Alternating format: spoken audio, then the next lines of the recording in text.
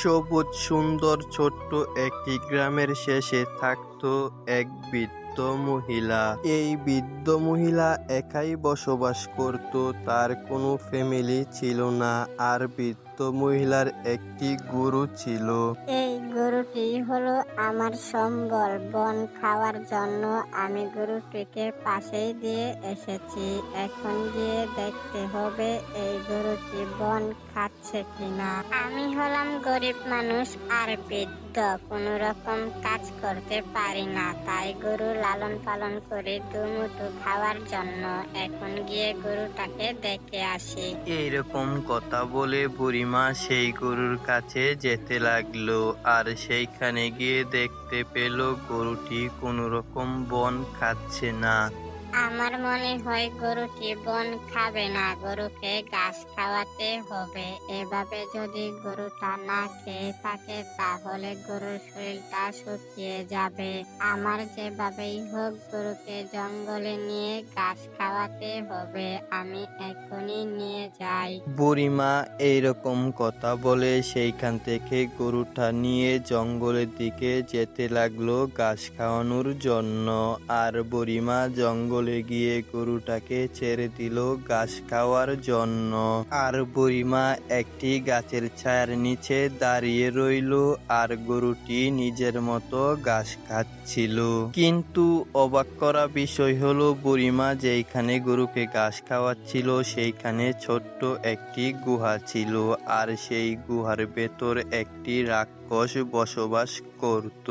রাক্ষসটি গরুর ঘ্রাণ পেয়ে গিয়েছিল। আমার মনে হচ্ছে আশেপাশে বড় কোনো গরু আছে।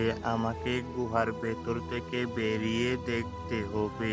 আমার আবার খুব খিদেও পেয়েছে। অনেকদিন পরে গরু খাবো ভাবতেই আমার ভালো লাগছে।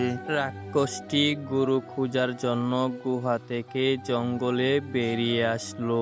এরপর জঙ্গলে গিয়ে দেখতে পেল এক বৃদ্ধ মহিলা গরু চড়াচ্ছে। এই বুড়ি, তোমার তো অনেক সাহস, আমার জঙ্গলে গরু চড়াচ্ছ, অথচ তুমি আমার থেকেই পারমিশন নিলে না।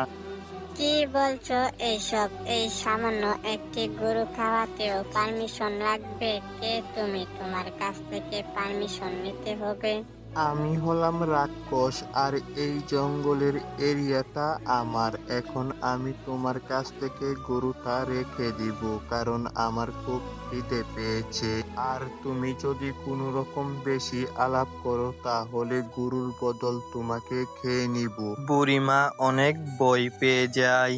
দেখো রাক্ষস, গরু খেয়ে নাও, প্রয়োজনে আমাকে ছেড়ে দাও। তোমার কপাল ভালো, গরু হলো আমার প্রিয় খাবার, আর না হলে আমি তোমাকেই খেয়ে নিতাম। এখন এখান থেকে চলে যাও।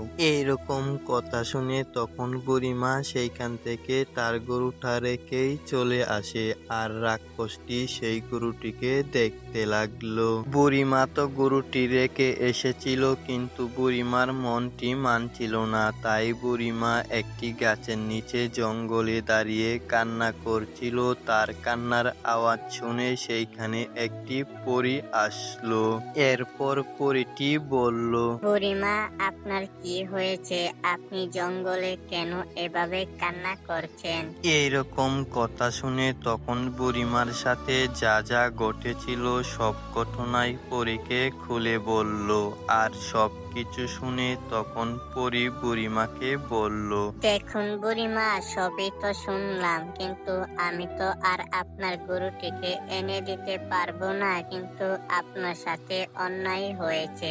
আচ্ছা, আপনি চিন্তা করবেন না, আপনি নিশ্চিন্তে বাড়ি যান। আর বাড়ি গিয়ে যে জিনিসটি দেখতে পাবেন সেই জিনিসটির কথা আর কাউকে বলবেন না। আমি এই জিনিসটি আপনাকে আমার তরফ থেকে উপহার হিসেবে দিয়েছি।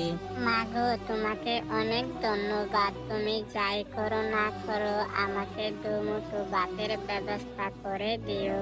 বুড়িমা, আপনি নিশ্চিন্তে বাড়িতে যান। আমার আশীর্বাদ আপনার সাথে সব সময় থাকবে।